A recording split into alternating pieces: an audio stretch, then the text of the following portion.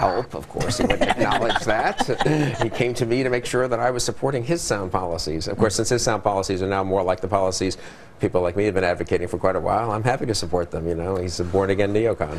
He's a born-again neocon. That was Weekly Standard editor and my Fox colleague Bill Kristol on Fox's Red Eye after his column declared that President Obama was finally coming around to, quote, a mainstream foreign policy.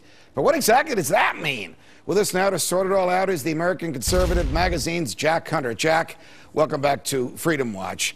No surprise that President Obama's foreign policy is the same as President Bush's, and some of President Bush's most ardent supporters, notably my friend and colleague Bill Kristol, are welcoming the president into the neocon fold. Are you surprised, or did you expect this?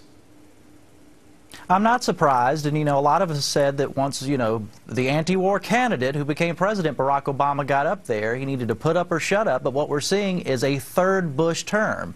People said, do you want another Middle Eastern war by voting for 4 more years of Bush via McCain? Well, whether you voted for Obama or McCain, you're getting 4 more years of Bush via this new Libyan war. Why do you think the president wants to fight this war of opportunity? I mean, his Secretary of Defense has said that Libya is not a threat to us. We know Libya didn't attack us. We know they haven't threatened to attack us. In fact, Bob Gates even said today on the floor of the Congress, when a member of Congress asked him if there'll ever be boots on the ground, he replied by saying, not as long as I'm in this job.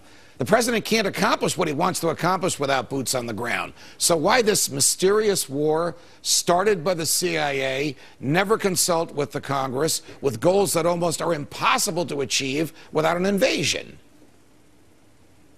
Well, you know, the neoconservatives, we just heard Bill Kristol say that Barack Obama is a born-again neocon. I think that's pretty accurate. Aren't different in their philosophy from the liberal internationalists within the Democratic Party. They both want to make the world safe for democracy. They see us as the world's policemen, where we have to intervene everywhere. And you'll notice that Defense Secretary Gates was very hesitant to get involved in Libya, but now we're there. He has to, of course, take the administration's narrative. But people like Hillary Clinton were anxious to get involved. She is certainly a liberal internationalist and somebody who someone like Bill Kristol can sort of sympathize with. Obama is a neocon reborn in that sense. Why haven't they learned the lesson that you can't force democracy down people's throats, especially in a part of the world that has never had it ever at any time in its history?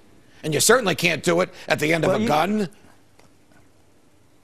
You think they would have learned that lesson by now, but not only the lessons in Iraq, but other things we've been involved with. People have to win democracy for themselves. We can't give it to them. The Founding Fathers knew that, which is why they advised us to have a humble foreign policy. No foreign entangling alliances, as George Washington said in his farewell address. Right. They knew darn well what would happen if we went down this road, and we're seeing it happening not only with Republican administrations, but as we're seeing now with the Democratic administration. We only have about half a minute, Jack. What to make of someone like Senator Marco Rubio, who was championed by the Tea Party, saying yesterday that we must use brute force if necessary in order to remove Gaddafi from office? Does half the Tea Party, are they really neocons, or has Senator Rubio changed once he got into office, just like the president did?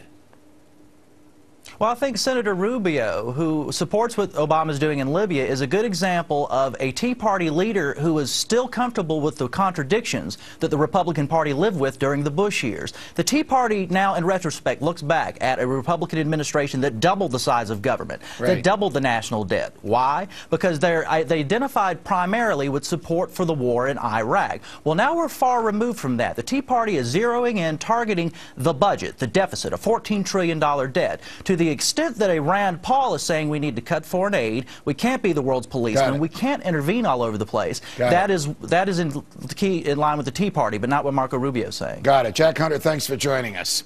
How the